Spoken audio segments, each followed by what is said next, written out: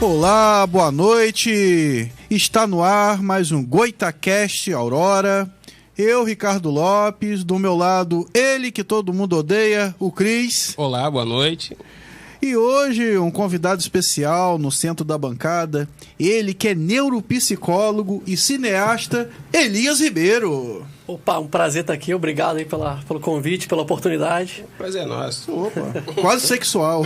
Prazer não, satisfação. Satisfação, tá certo. Quase um orgasmo. Opa. E o Elias é um cara que eu já conheço há algum tempo, né, Elias? Quase 10 anos, né, cara? Rapaz, se não for mais, é bastante tempo. E a priori, né, eu acho que a gente poderia começar falando aí da neuropsicologia. Bacana. Porque eu gostaria de saber se tem alguma diferença entre psicologia e neuropsicologia. É uma pergunta interessante, porque né, literalmente todos os meus pacientes perguntam isso. Aí, quem sabe eu serei um, né? Forte candidato. Tem potencial. Então, a neuropsicologia, ela, como o nome já diz, ela está ligada na psicologia, mas ela é uma especialização dentro da psicologia. Você se forma como psicólogo, mas não necessariamente é um psicólogo. É necessário ter uma pós-graduação, tem um processo de registro com o CRP também. E além das demandas clínicas de um psicólogo normal, a gente também faz avaliação psicológica. De repente o médico está atendendo um caso, uma suspeita de algum tipo de transtorno, ele me encaminha, aí eu faço uma bateria de testes, faço entrevistas, faço uma avaliação. Geralmente a avaliação neuropsicológica ela é um pouco demorada e ao fim a gente emite um laudo onde o médico vai se guiar ali para poder fazer um tratamento. Ou a pessoa, sendo necessidade também, vai fazer um tratamento psicoterápico, que quase sempre tem que fazer. Geralmente, quando tem algum transtorno, alguma coisa, geralmente é em conjunto com o próprio médico. Além da própria reabilitação, a gente também trabalha com reabilitação, com casos especiais como TDAH, autismo, doenças degenerativas como Alzheimer. Então, tudo aquilo que envolve a neuro, né, ou seja, as neurociências, o cérebro mesmo, né, aí já é uma especialização que atravessa a minha área. Talvez algum caso que um psicólogo comum não identificaria, né? Não, sim, é uma especialização. Então, pode acontecer, por exemplo, de um psicólogo me passar um paciente para fazer avaliação e eu devolver para ele depois. Entendeu? E é isso. Eu sei que gera muita curiosidade, mas no fundo é um psicólogo. Só que é um psicólogo com uma especialização numa área que atravessa as neurociências. E no caso, você citou aí, né, o autismo. Eu sempre tenho dúvida, é TDAH ou TTH? TDAH é transtorno de déficit de atenção e hiperatividade. Não tem a ver com autismo. Entendi. É que eu citei as duas coisas. Sim, mas é TDAH. TDAH. Ah, entendi. Esse A, ele sai meio mudo mesmo. Eu, às vezes, estou falando com a pessoa, às vezes a pessoa não percebe o A. É porque ele fica juntinho com o H. Aí sai... E muita gente hoje em dia tem, assim, ou pelo menos acha que tem. E no caso, assim, eu que sou totalmente leigo, mas talvez eu até seja enquadrado, você poderia explicar pra gente, assim, os sintomas, né, o que faria uma pessoa com essas letras aí, essas siglas? TDAH é algo que aparece já bem novinho, na infância, adolescência. Muita gente às vezes tem, e pelos pais não perceberem, acaba não cuidando, acha que a pessoa é só mau aluno. Mas quem tem esse déficit, ou déficit de atenção e hiperatividade, geralmente tem muita dificuldade de ter concentração, de se conectar na aula, é desatento, esquece fácil as coisas, não aguenta ficar sentado, tem certos tiques, certos trejeitos, né? Tem o que a gente chama de movimento estereotipado, que é quando a pessoa fica, por exemplo, movimentando muito a mão, ou batendo, aqui as pessoas não vão poder ver minha perna, mas fica batendo muito a perna no chão, sabe? Como se fosse um motorzinho no joelho. Inquieto. Então, esses são alguns dos sintomas. Tem variações, tá? Tem vários critérios que a gente considera. A gente seguia muito pelo DSM, que, se vocês não conhecem o termo, não sei se vocês já ouviram falar no CID, né? Que o médico usa para... Sim, para codificar a síndrome, alguma coisa assim. Isso. O DSM, ele é como o CID, só que ele só foca em doenças mentais. Entendi. Questões de saúde mental. Não necessariamente doenças, né? Você pode também ter episódios, transtornos, existem N coisas que podem acontecer. Nossa mente, para dar piti, é muito fácil. Eu sempre brinco com o pessoal. Se você é normal, tem algum problema. Aí falou as características, eu só lembrei da escola que eu estudava em Guarulhos. Eu lembrei de todo mundo que eu estudei. Todo mundo era criança assim. soltando bomba dentro do vaso da escola. Às vezes era. Mas assim, as crianças, adolescentes são levados mesmo. Então, quando a gente fala esses sintomas, às vezes a pessoa fala, olha, deve ser meu filho. Mas não dá pra você diagnosticar alguém com TDAH só com sintomas, assim, só fazendo uma lista. Você precisa realmente fazer teste de atenção, entrevistar a pessoa, porque às vezes a pessoa não tem nenhum transtorno, ela só é uma criança... Desinteressado. Pode ser também. É levado mesmo. Diabrado, como de vovó. Às vezes alguma criança que comeu muito açúcar e não conseguiu ficar parada, né? Estão dizendo que é TDAH. Então você, né, quando essa criança ou adulto for conversar com você, você vai ter as ferramentas para realmente diagnosticar se é ou é desinteresse. Sim, ou às vezes a pessoa tem alguma dificuldade específica. Uma coisa que a gente faz muito, que talvez a pessoa não conheça a neuropsicologia, mas conhece uma ferramenta que é muito utilizada pelo neuropsicólogo, que é o teste de QI, que é uma coisa que eu também faço. Os testes de QI, eles não só mensuram a sua inteligência geral, que é o que muita gente às vezes vai pra internet procurar aqueles testes e tal. Não funciona, já vou adiantando para todo mundo. Aí, ó, não funciona. Porque quando você faz teste de QI, você considera outras coisas. Nem esses aí, Ricardo, passa. Eu não passo, não. Mas não tem muito de passar e coisa não, gente. Tranquilo. No teste de QI, pelo menos as baterias que eu uso, os testes que eu escolho são testes mais amplos. Ele não dá só a inteligência geral, mas também dá, às vezes, a dificuldade que você tem. Às vezes você tem muita dificuldade na escola, mas não é uma pessoa pouco inteligente. Às vezes você é muito inteligente, está acima da média, mas tem uma dificuldade específica com alguma coisa. No conteúdo específico, Sim. tipo exatas ou humanas. Sim, aí a gente consegue, por exemplo, saber se você tem uma dificuldade com a compreensão verbal, com as operações, ou é uma dificuldade gestáltica. A palavra gestáltica significa completar figuras, né? Vamos dizer assim, para você conseguir resolver, solucionar problemas utilizando as ferramentas que você tem à sua frente, né? Então, você tem N coisas que você precisa avaliar para poder saber se a pessoa tem realmente algum problema, ou às vezes é uma dificuldade específica. E nem assim quer dizer que também você tem um transtorno, tá? Porque as pessoas têm dificuldades, é normal. Uma limitação até física, às vezes. Sim. Então, se você vai no neuropsicólogo, ele com certeza vai achar alguma coisa, porque todos nós temos alguns pontos fracos, não quer dizer necessariamente que você tem um transtorno. Ele vai te dar devolutivo e falar assim, olha, você tem inteligência na média tal, mas eu peguei aqui um probleminha aqui no seu raciocínio específico. Aí, de repente, o problema é só porque você está algum tempo sem estudar, sem a escola, está ocioso, você resolve estudando. Só está enferrujado. Exatamente. Nada que um bom livro não resolva. Assim, faz um cursinho, faz um... Elias, eu, por exemplo, eu sempre tive muita dificuldade com desenho. Eu, quando fui tirar a carteira de motorista, eu fui reprovado no psicotécnico e, na época, me zoaram bastante, né? Cara, você não podia passar no psicotécnico. E eu fui o único aluno, na 5ª série, a ficar de recuperação e educação artística por não conseguir desenhar um aquário. Eu fui o único. Passei em história, matemática. Fiquei, a professora e eu ali naquele desespero, e com muito sofrimento eu consegui desenhar aquele aquário. O aquário é um círculo, né? Ou um retângulo. Não, é um retângulo, aí você faz aquelas pontinhas, né? E passa. Mas, cara, aquilo foi difícil pra mim. E quando eu fiz um curso técnico, certo. tinha... José tá rindo. É só desenhar um quadrado e um peixe dentro. Não vai, cara, aquilo foi difícil. E quando eu fazia um curso técnico no IFE, tinha uma matéria que era desenho técnico. Eu era o pior aluno do IFE. Eu fui o único a não conseguir média. E a professora falou isso na frente de todo mundo. O que me transtornou psicologicamente. Eu quase sofri um acidente saindo do IFE. Aí tinha aqueles desenhos, às vezes, com perspectiva. Nossa, não fale isso não. Isso é um pesadelo, cara. Era muito ruim, cara. Eu sempre tive muita dificuldade com desenho. Então, mas essa habilidade, esse tipo de inteligência, isso aí é um tipo de inteligência. Existem várias formas de classificar a inteligência. É uma inteligência específica. Você ter noção de profundidade de campo... desenhar envolve processos mentais bem específicos. É esperado que você saiba um mínimo, não estou dizendo que é o seu caso, mas existem padrões para isso, mas você não é obrigado a fazer um desenho bonito. num processo de avaliação de inteligência, por exemplo, é algo que eu não usaria como único elemento para te avaliar um desenho. Mas, porque às vezes a pessoa pode ter um problema motor que pode estar afetando, ou a pessoa realmente não tem talento para desenho, isso não quer dizer que ela seja uma péssima pessoa. Mas eu ficaria de olho em você.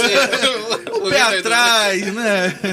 Geralmente, testes que envolvem desenho são testes de personalidade. Eu não sei qual teste que aplicaram em você, e eu também não sei o motivo pelo qual te reprovaram. Mas eu também eticamente nem poderia, sabendo que você fez o teste, te dizer. Porque senão ia ter problema com o profissional que te aplicou. Mas geralmente é um teste de personalidade. Pode ser que, por ser um psicossocial, que as pessoas chamam, um psicotécnico, possa ser que acharam que você não tinha alguma habilidade mecânica para conduzir um carro ou uma moto, mas aí, honestamente, eu não sei o que estavam tentando avaliar. No caso específico isso foi no ano 2000, né? Então um tempinho já isso.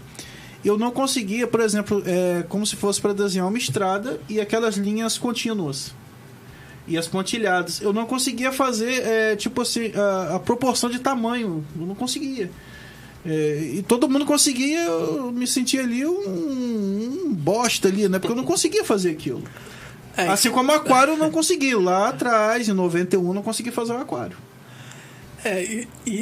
Isso é complicado, assim, avaliar uma pessoa apenas pelo desenho. Eu particularmente não gosto de... tanto que eu falo em bateria de testes quando eu faço avaliação, porque às vezes a pessoa tem uma dificuldade específica daquele teste. Então eu não gosto de usar um único critério para poder fazer a avaliação. Dá o diagnóstico só por aquilo ali, né? Sim, e eu até falo assim, a gente usa a palavra avaliação, mas é porque eu sou obrigado a colocar uma classificação. Mas eu falo assim, pessoal, isso não é destino. Isso quer dizer que hoje, no dia que você aplicou esse teste... Sua vida não acabou. Você tem chance. Até o próprio teste de inteligência. A sua inteligência muda ao longo da vida. Ela pode aumentar ou diminuir de acordo com o seu estilo de vida. Porque a inteligência ela é muito influenciada pelo seu estilo de vida, alimentação, tem uma série de coisas. Então... Olha aí. Sério, que você come. Tem coisas que as pessoas não sabem, mas que ajudam a aumentar a inteligência porque estimulam o seu sistema nervoso. Por exemplo, fazer musculação. Muita gente não sabe, porque geralmente tem um estereótipo nisso. Eu não posso falar muito que eu parei desde quando a pandemia começou mesmo. E eu nem comecei. Então, eu comecei a fazer, aí o pessoal da Smart Fit tá com saudade de mim até hoje. Aí... Mas assim, faz bem, mas para quem não tem vontade de fazer musculação, pode caminhar, fazer outras atividades físicas que também ajudam, entendeu? Porque estimulam a sua coordenação motora, seus movimentos finos, né, que você usa para fazer as coisas do dia a dia, para fazer os exercícios, eles envolvem o sistema nervoso. Quando você vai estimulando ele através de exercícios, mesmo em atividades físicas, você cria novas conexões e você ganha uma capacidade maior de resolução de problemas. Essa é uma das coisas que você pode fazer. Outras coisas ler livros ou e-books, né? Não tem, hoje em dia eu não vejo muita diferença, porque o exercício para mim é o mesmo. Estudar, fazer palavra cruzada, qualquer coisa que te desafie ajuda bastante. Então a inteligência ela pode aumentar, também pode diminuir. Se você passa mais de 2 horas numa rede social, você tem grandes chances de também ter queda. Só botando na própria rede social eu vi esse de uma frase que com o tempo dá para acumular burrice também. Isso é científico. É científico. Se quiser, até falo de um estudo aqui, mas eu tô com medo de ficar muito técnico e vocês me expulsarem daqui. Não, mas é interessante que em várias fases da minha vida eu tive problema com desenho. Lá na 5ª série eu tive o problema do aquário, que eu não consegui desenhar. Aí depois, lá quando eu fui tirar a habilitação, 9 anos depois, eu perdi no psicotécnico, tive que fazer novamente. E depois, em 2008, 8 anos depois, eu fui fazer o curso técnico no IFE e tive problema na aula de desenho técnico. Então sempre eu tenho essa dificuldade quando é necessário alguma questão de desenho. Eu estava me lembrando também que, aí voltando mais lá atrás na alfabetização, caligrafia sempre foi um problema. Eu fazia, na época, caderno de pauta dupla. Eu tinha que fazer. E quando eu dava aula, eu dei aula de informática com o tempo, eu não conseguia escrever reto no quadro. Sempre ia descendo ou subindo. Então, é um desafio essa questão de escrita, desenho na minha vida. Isso tem que ser avaliado. Você tem como é que é a sua... seus movimentos motores? Você considera uma pessoa desajeitada? Como é que... Olha, cara, tipo assim, eu sou bem complicado, porque eu me machuco abrindo uma lata de sardinha, às vezes abrindo guarda-chuva eu sangro. É motociclista. E sou motociclista, habilitado. Mas eu, tipo assim, essas tarefas domésticas, de consertar coisas, eu sou um desastre. Com certeza, se eu pego um martelo, um prego, minha esposa já começa a ver primeiros socorros, curativo, que eu vou me machucar de alguma forma. E como é que é seu foco? Você costuma esquecer chave em casa? Você Não muito, mas acontece. Você se distrai com facilidade? Sim. Eu tenho uma memória muito boa. Tipo assim, eu sei todas as placas dos carros que eu tive, datas de aniversário. Mas, tipo assim, você faz aniversário no dia, eu sei o dia que você faz, mas no dia eu vou esquecer de te ligar. Eu vou esquecer que naquele dia é seu aniversário. Olha, tem coisas aí que dá pra avaliar, hein? Tem que... Se quiser, te marca uma sessão. É um caso clínico. Eu sou ruim também por exemplo, sempre que eu vou a Guarapari eu me perco, eu faço sempre o mesmo caminho, mas eu preciso de alguém me orientando, GPS, entendeu? Eu até brinquei com você que eu já me perdi vindo pra Rede Aurora. Cara, você tava mencionando coisa de placa, eu tenho um amigo que ele tem, tipo assim, a memória pra decorar a placa de carro dos outros, mas às vezes para raciocínio lógico de umas coisas. Exatamente. Bobas, você olha e fala, como é que esse cara tá falando uma besteira desse tamanho? Mas pra memorização, o cara é um crânio. A memória, ela por si só não é inteligência. Às vezes a pessoa realmente tem uma facilidade natural. Existem pessoas que, nossa, olha uma vez só. Tem gente que tem a famosa memória fotográfica, né? Entrou olhou pra essa sala aqui, vai lembrar onde estava, como é que estava cada fio de microfone, qual era a ordem deles, a cor, a posição, vai lembrar de detalhes assim bem específicos. Mas às vezes tem dificuldade em resolver problemas simples. Mais um. Então. E às vezes eu esqueço minha esposa pede, compra isso e tal, eu esqueço. Mas se você perguntar qual a placa do Passat que você teve lá em 1999, eu vou te dizer, LGZ 8045. E é uma coisa inútil, cara. Entendeu? Não serve pra nada. Não serve pra nada, cara. Entendeu? Eu costumo dizer que a minha memória é útil ou é ruim, a inútil é boa. Mas às vezes também depende da sua motivação para memorizar. Decorar a placa do veículo é importante. Principalmente se você for entrar num prédio, você tem que dar a placa do veículo. Você vai tranquilo. Pagar os impostos todo ano. Você tem que saber a placa, o Renavan. Então você acaba, com o tempo, você acaba decorando. É tipo o CPF. Muita gente decora o CPF por repetição. Sim. Eu sei CPF, identidade, eu só não sei de qual o título eleitoral. Ninguém usa isso. Só 2 anos. Se bem que se eu pudesse eu nem usaria mais, mas tem que usar, né? Eu só decoro a zona. Sendo honesto com vocês. Só a zona, que é uma zona. Eu só uso na eleição. Aí, para me dar o trabalho de procurar o título, eu pego a identidade e vou. Mais fácil. Então eu também não sei. Título eleitoral não decora também. Toda eleição onde é que tá o título. A minha é 099, seção 0160. Aí, tá vendo? Nas 2 últimas eleições mudou os locais. Tipo, tinha que achar o título pra ver, pra procurar onde era ainda. Nossa. Queria dar boa noite aí pra quem tá assistindo a gente. A minha esposa, que é o Freitas. Grande Diego Japona, fez história aqui, né? Continua fazendo aqui na Rede Aurora. O grande Edson, meu amigo. Valéria Boldes, aí, ó. Estamos juntos. Estamos juntos aí, curtindo. Edson, Diego, eu quero você aqui com a gente, hein? O Edson, ele é campista de coração, né? Mas ele nasceu na Bahia. Então ele tem muita história pra falar lá da Bahia, assim, muitos mitos. Que baiano é preguiçoso e tal. Ele vai dizer se é ou não é. Contador de história. Edson, quero você aqui. E, Elias, essa questão psicológica sempre foi um sonho? Você, quando era criança, pensava em fazer isso? Ou foi uma coisa que, de repente, você descobriu, assim? Olha, quando eu era criança, eu tinha pavor de psicólogo. Eu acho que todos, né? Eu só fui psicólogo por um único motivo na infância. Quando eu brigava na escola, a escola dizia que tinha que ir no psicólogo. Então eu tinha pavor e eu cheguei à fase adulta achando besteira. E eu só fui dar valor à psicologia quando uma vez eu resolvi me consultar mesmo, depois de adulto. Porque minha lembrança de infância não era uma lembrança muito boa.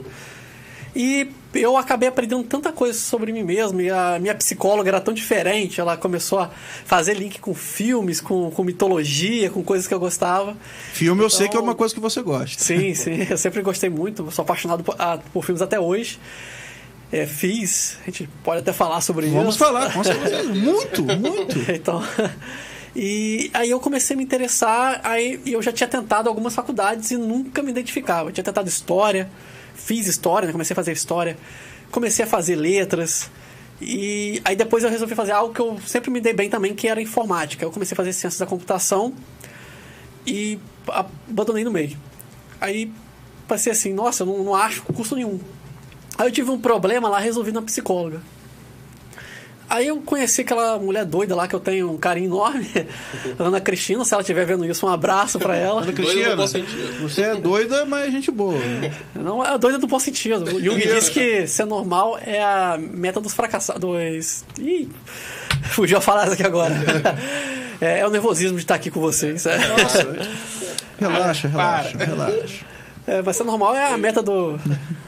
Acho que é dos fracassados mesmo que ele falou. É porque me deu branco agora, mas é algo nesse sentido. Eu gosto de Chapolin hoje.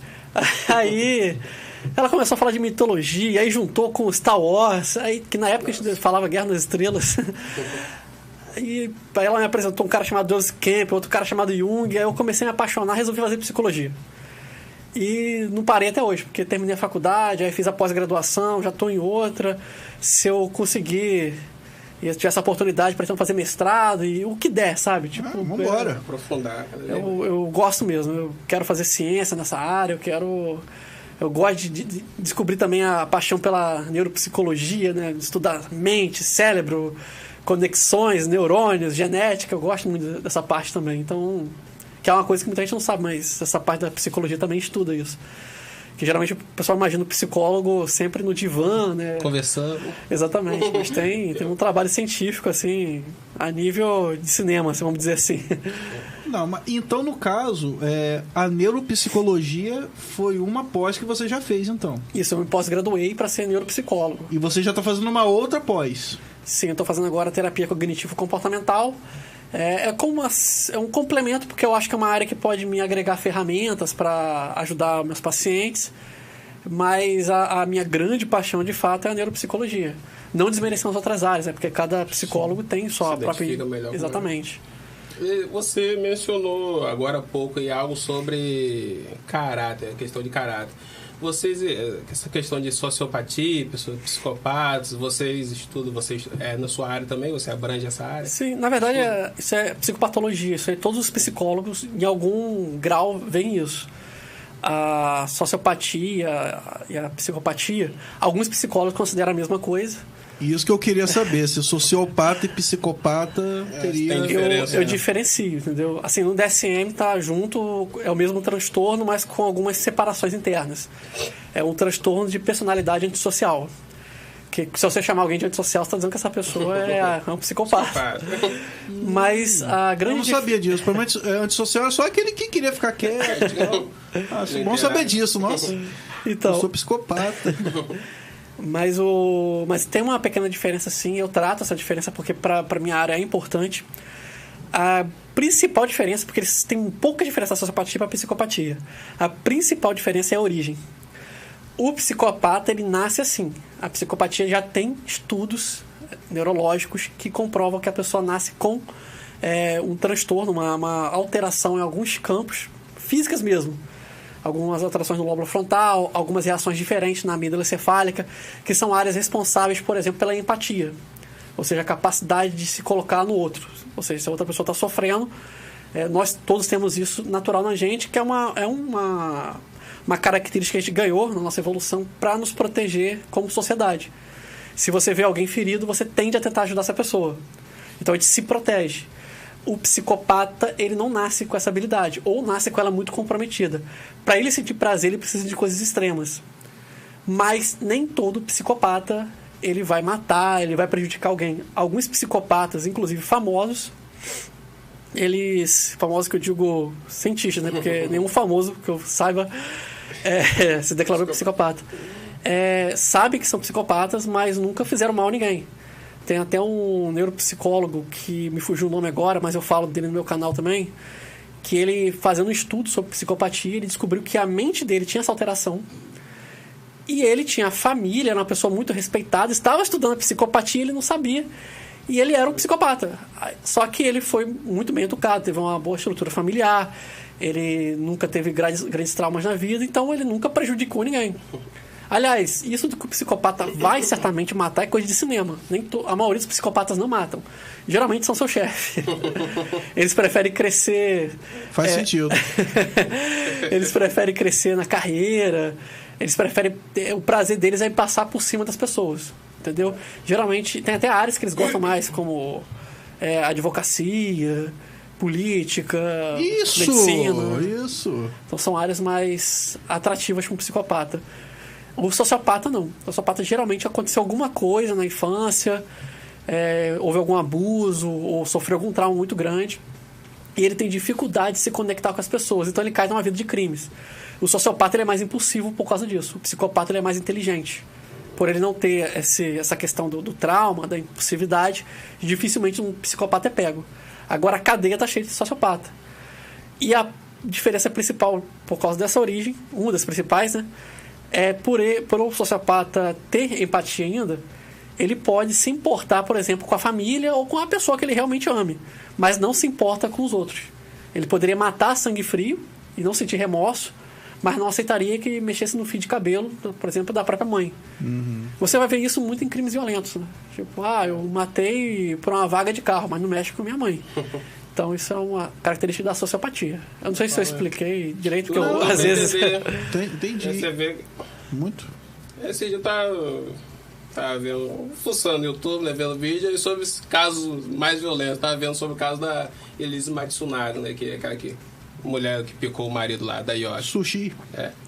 É o cara explicando, o cara que foi o criminalista do caso dela, falou que ela, na hora de desmembrar, né, o corpo do marido, geralmente as pessoas que comete esse crime de desmembrar as pessoas, ela tira a cabeça primeiro, né, para o corpo não ficar com a cabeça olhando para ela ali.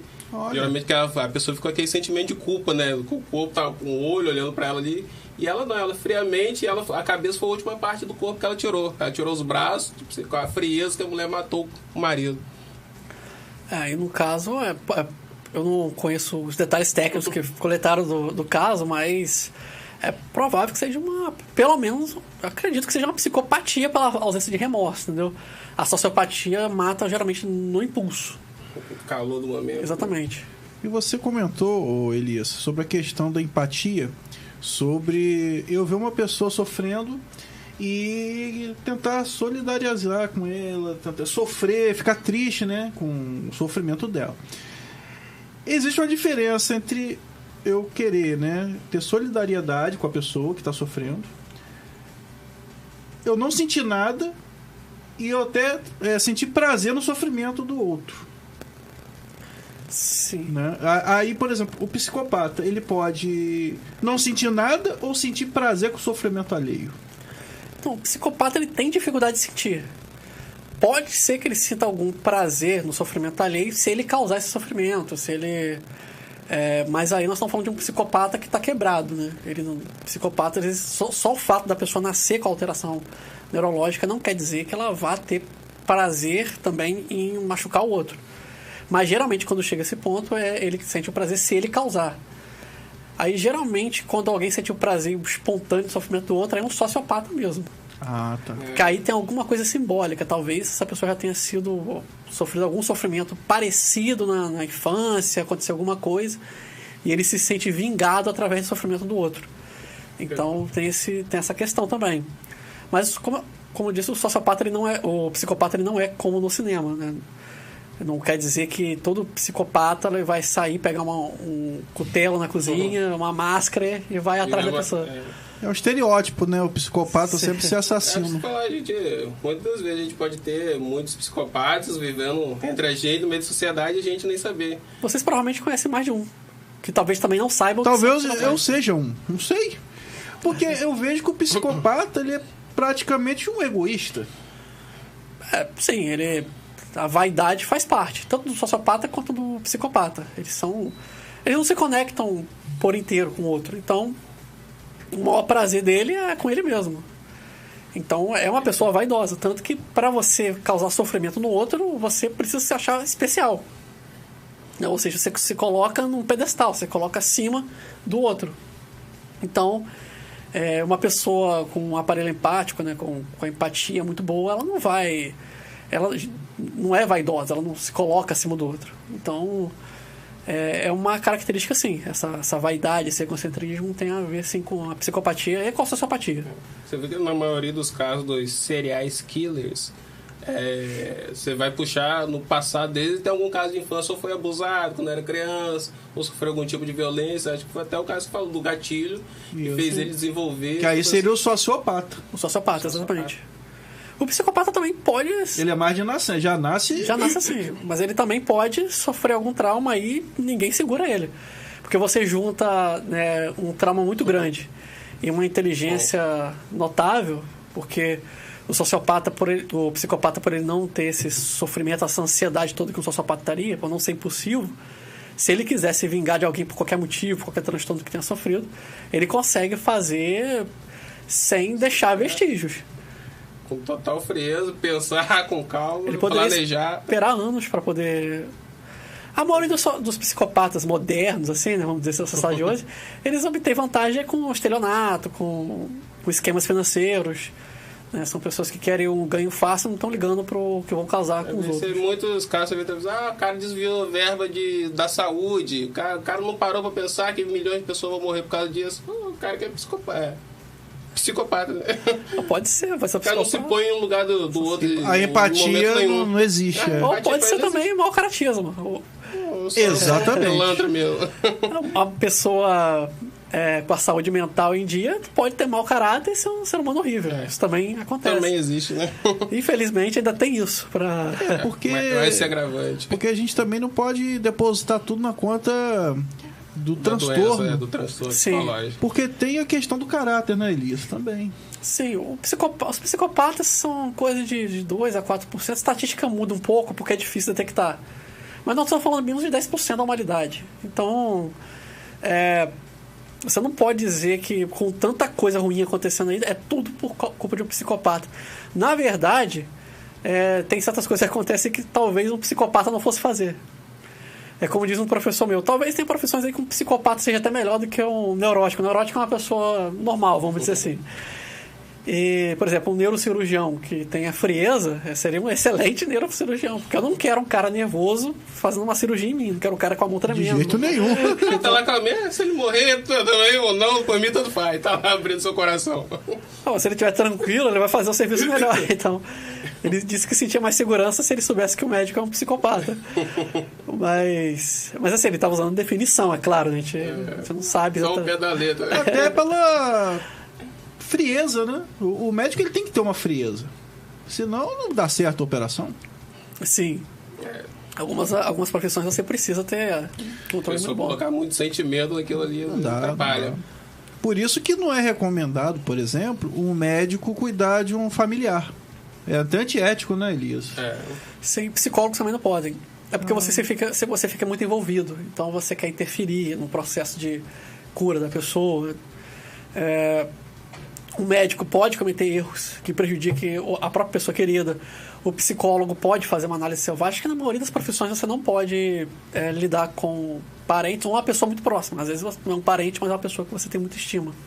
Foi uma coisa até que minha irmã falou, né? Que minha irmã se formou agora em psicologia e ela falou pra minha mãe que não era legal, assim, ela, tipo, se consultar, porque tem muita emoção ali ligada, então não vai ser uma coisa tranquila, assim. Sim, e tem coisas que você... Tem que ter aquela frieza, né? Tem que ter aquela frieza do...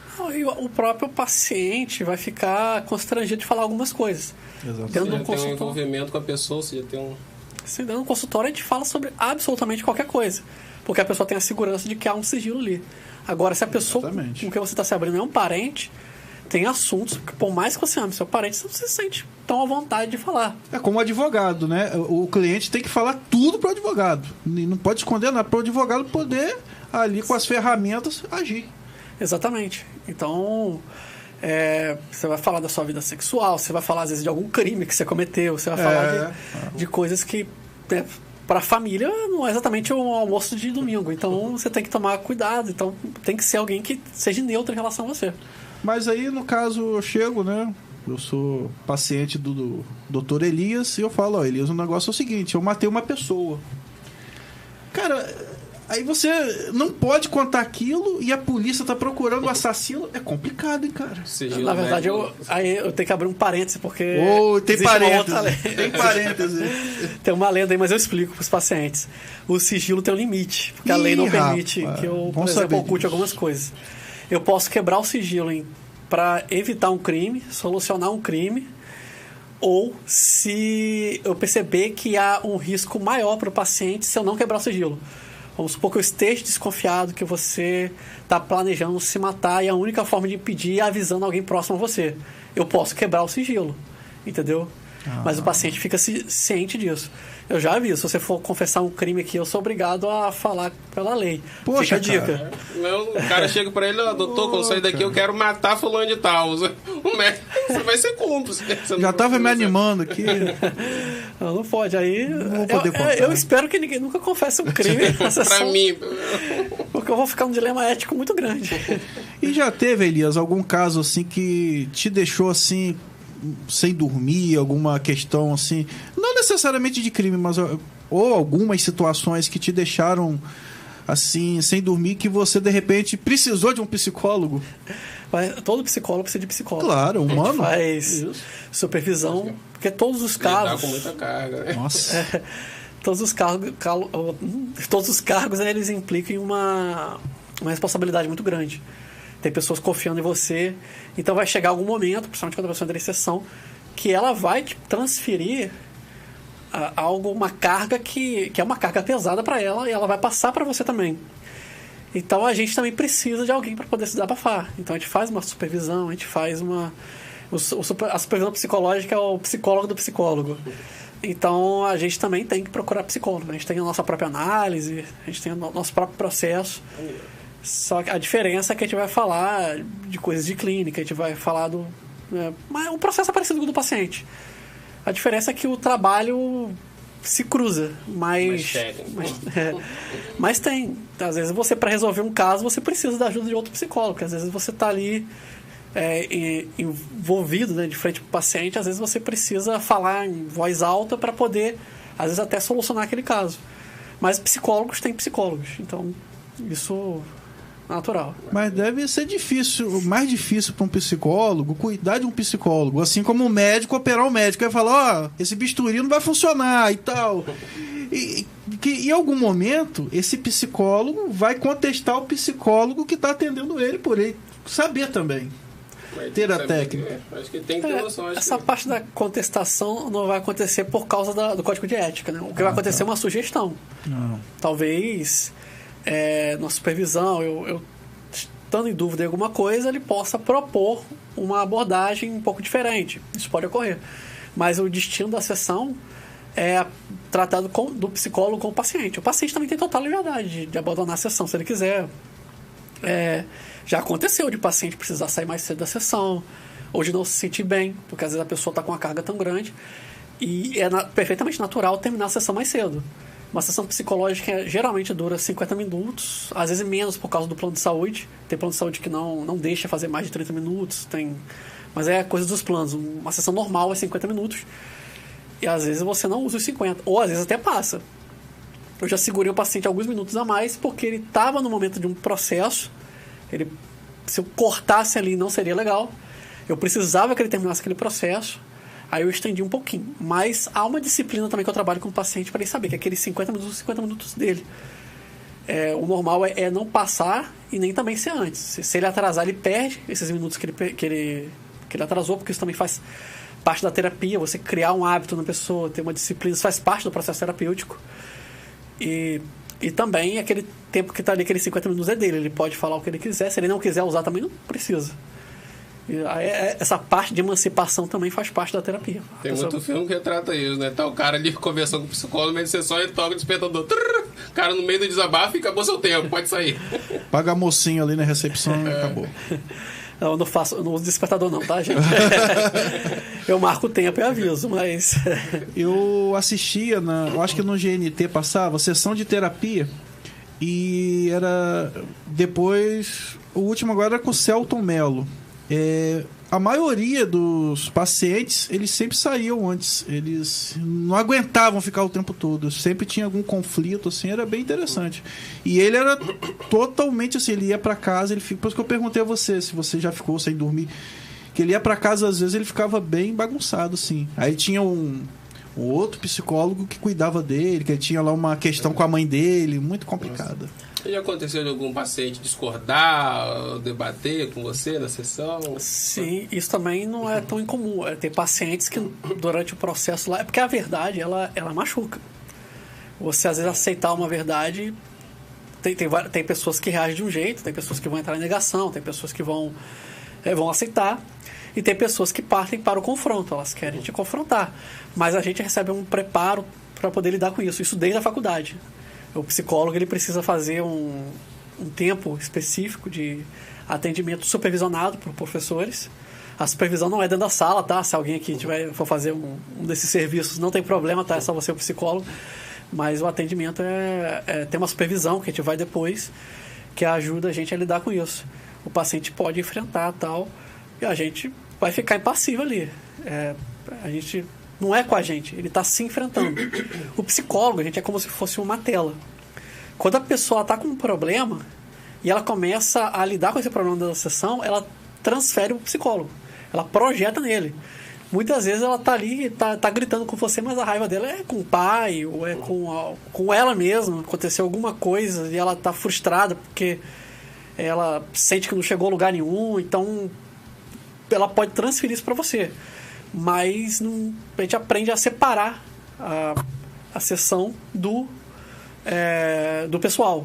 Aquilo ali é uma manifestação da terapia. Claro que tem casos que às vezes a gente fica preocupado porque a gente quer o melhor para o paciente. Então, a gente não quer dizer que a gente não é afetado. Mas a gente também tem nosso próprio processo para poder lidar com isso. Quer botar a coisa na cabeça do cara e o cara não quer aceitar.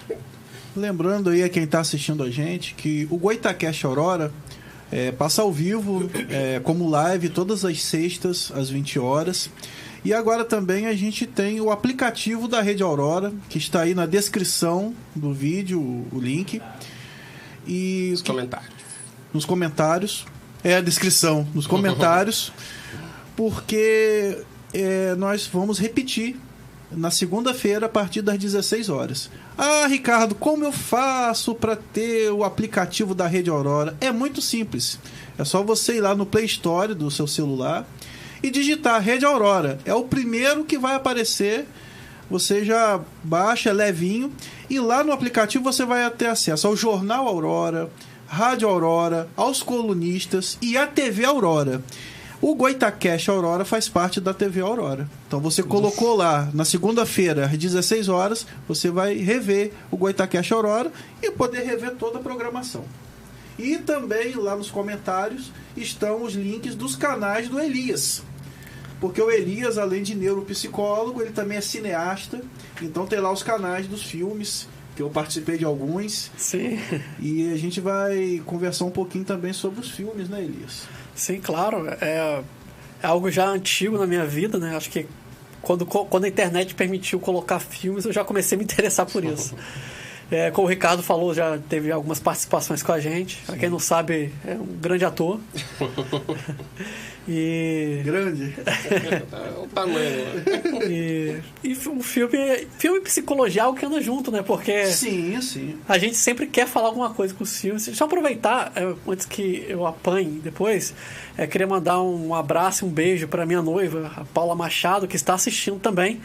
Eu não sei por onde ela tá, porque ela tava procurando o link. Eu falei para ela pegar lá na bio do Goitacast. Mas um beijo para ela, tá? Não esqueci de você, não. Que bom. E desde que a internet começou, comecei aqueles videozinhos toscos, né? Gravado com câmera de digital, porque celular não gravava na época, sou dessa época. Verdade. Celular pesava 1 quilo, se caísse no chão quebrava o piso. Aí gravava com a máquina fotográfica da Kodak, né? Nem existe crianças. Kodak era uma empresa que fazia máquina fotográfica. Muitos anos. Muitos anos, um século. Aí eu comecei a fazer, primeiro era um besterolzinho, que você ainda acha na internet, essa vergonha ainda tá lá.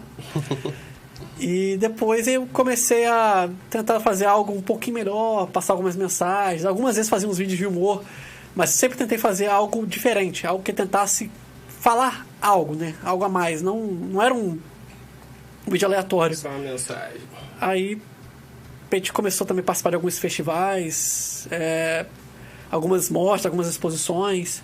Então a gente tem algum material aí. Não fazemos com constância, porque a gente gosta de ter uma produção antes, a gente gosta de ter certeza que a gente vai fazer. Até para não ficar repetitivo, né? Porque às vezes você vai no YouTube e tem um canal que faz curta, mas faz muitos curtas por semana e a maioria não conversa com você. Então eu gosto de fazer algo que tenha alguma coisa a mais para você discutir depois, para você tentar entender.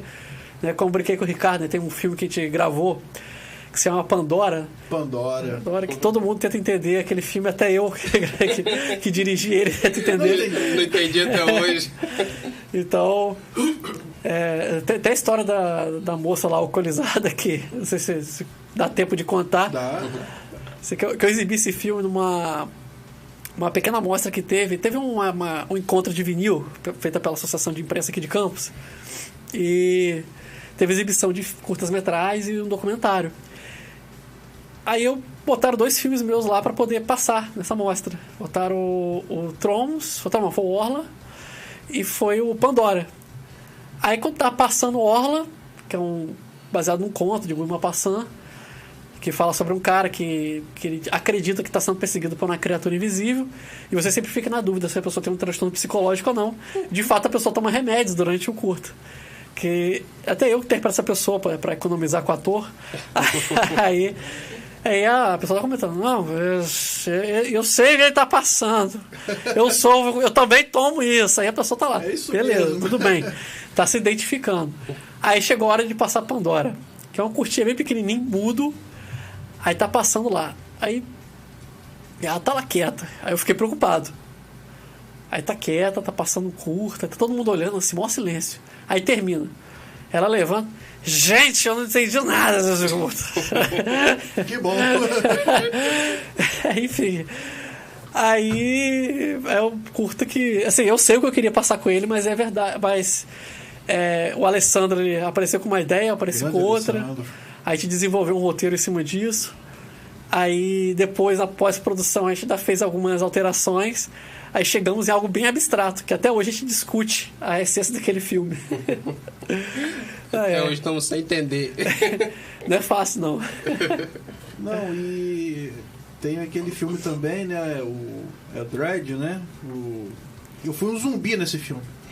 Sim. E a mensagem eu achei muito interessante, né? Porque ela fala muito em relação à aparência. Porque era um rapaz que ia no bar fazer um lanche e ele, andando pela rua, começava aquela perseguição. E aí vinha um zumbi atrás dele se arrastando. E ele desesperado e tal. Eu acho que eu não vou falar, não. Assiste aí, tá lá no canal dos Invisíveis. Assiste aí que vale a pena. Esse filme é interessante porque... Bem interessante. Esse filme ele passou em vários países, ele não passou só no Brasil, a gente conseguiu chegar nos festivais internacionais. Ainda bem que a gente vive na era digital, então não precisa ir na Itália para poder exibir o filme. Eu mando ele lá como anexo no formulário lá que eles disponibilizam. Eu não lembro o nome da emissora que passou, mas também você acha no meu canal, você pode assistir lá sem precisar ver legendas em italiano. Então, acho que no IFE, esse filme também rodou no festival que teve no IFE. Rodou no IFE. Aqui em Campos teve. Rodou, acho que no Sesc também. Teve. Eu assisti ele no IFE. Eu cheguei a assistir ele no IFE, agora que eu lembrei. Sim, eu não pude ir no dia, fiquei frustrado porque botaram no horário que eu tava trabalhando. Eu tinha um emprego normal naquela época. Você era daquela empresa de informática, né? Que é CTIS. Sim, foi muito tempo. Eu já cheguei a trabalhar CTS. Nem existe mais CTS. Nem existe mais, é verdade. Bem no comecinho. Era clássica essa empresa, né? Aquele uniformezinho branco e tal. Era ali na rua 13 de Maio, né? A empresa. Sim, onde era ampla. Direto aparecia gente tentando pagar a conta de luz. Você tá andando assim, você tá sentado na sua mesa, resolver um problema, chegava o cara, onde eu pago a conta? O legal é que o Elias, ele escrevia, ele dirigia e atuava, ele fazia tudo. Passava os caras no final, só o nome dele. Só Elias. Direção, Elias. Ah, isso não. Isso aí não é porque eu tenho alguma habilidade, não tenho dinheiro. Porque Falta de recurso mesmo. eu pudesse contratar uma pessoa para cada coisa. Pô, é bem Não, melhor, mas né? o Alessandro ajudava muito. E o Muito, Alessandro, sim. ele faz uma maquiagem, faz um sangue perfeito. Sim, o Alessandro, ele faz efeito prático. Criança, efeito prático. Muito bom. É o computador da época que não tinha computador. Você consegue fazer sangue esguichando, pele queimada. Alessandro consegue fazer os negócios. Não, era muito maneiro. Rapaz, agora, pra tirar aquela maquiagem do zumbi, meu Deus do céu. Eu fiquei, eu acho que uns 3 dias. Não, foram uns 3 dias pra tirar tudo. Você sabe que você Total. foi uma experiência, né? A gente não tinha usado prótese ainda. A gente colou em você. Foi eu. Poderia estar assim pra sempre, até hoje. Você deu sorte, porque a gente não sabia se ia sair. Não, e teve uma pessoa que você assistiu, sobreviver. falou assim: Ricardo, nem deu pra te conhecer. O que bom, né? Que era um zumbi. Se você me conhecesse, ia ser A sacanagem. aparência né, tá cara? ruim, hein? Mas tava nos créditos. Quando... Então, nos créditos. Ricardo. E Aí, o Questão Alessandro. do cinema, você acompanha também de assistir? O cinema atual, você tem assistido? Eu gosto, eu tenho visto menos do que eu gostaria, porque é muita coisa que sai, aí você fica em dúvida se eu vou ver alguma coisa da Marvel ou vou ver alguma coisa mais independente. Tá meio difícil, né? E tá agora muito chato, né? As coisas. Esse... Tá complicado. Eu não sei nem se é politicamente correto, o que é, tá muito chato. Mas. Não, mas tem muita coisa boa também. Tem cinema independente, tem muita coisa boa saindo. É porque hoje é tanta coisa que sai que se perde também. Você não dá tempo de acompanhar também. Agora também com os streamers, né? Nossa, Sim. é muita coisa que sai. Aí o mainstream, né, os filmes mais divulgados, obviamente eles vão ter um grande impacto. Eu não tô falando criticando não, porque eu também assisto. Eu tô doido pra ver o Homem-Aranha sem volta pra casa, igual a todo mundo. Mas a gente acaba tendo dificuldade de achar outras coisas. Assim, você tem que garimpar muito. E tem muita coisa legal. Às vezes o cara tem uma ideia, não tem recurso, mas tem ideias. Aí ele faz um filme sem efeito especial nenhum, mas é um filme muito bom. Aí eu assisto de tudo, assisti de Marvel, eu vi até Cry Macho. Então, E eu me lembro que a última vez que eu conversei com o Alessandro, faz tempo que eu não falo com o Alessandro, ele queria fazer um filme assim de viagem no tempo. sim, Eu acho que você também tava. Só que é muito difícil fazer. A gente discute algumas coisas. Eu não sei se esse especificamente a gente ia fazer junto ou se a gente discutiu ele. O Alessandro também tem uns projetos dele mesmo e tal. Mas ele tem ideias legais. A gente está discutindo umas ideias. A gente quer trabalhar contos fantásticos, contos. A gente chegou a construir uma máquina para fazer um conto de uma pessoa que cria uma máquina que consegue enxergar uma dimensão que coexiste com a nossa. A gente tinha todo. O cara é sinistro, meu irmão. Ia ser o nosso primeiro filme, nosso primeiro curta, Viagem interdimensional. que ia usar computação gráfica assim com mais frequência, né? Ia ter muita computação gráfica, porque é uma outra dimensão. Mais investimento. Só que, junto com a computação gráfica, tinha um efeito prático para ficar mais natural. E unir os dois deu tanto trabalho que até hoje a gente não conseguiu terminar essa parte de pré-produção. Mas a ideia é espetacular. Não, espetacular. E assistiu Interestelar?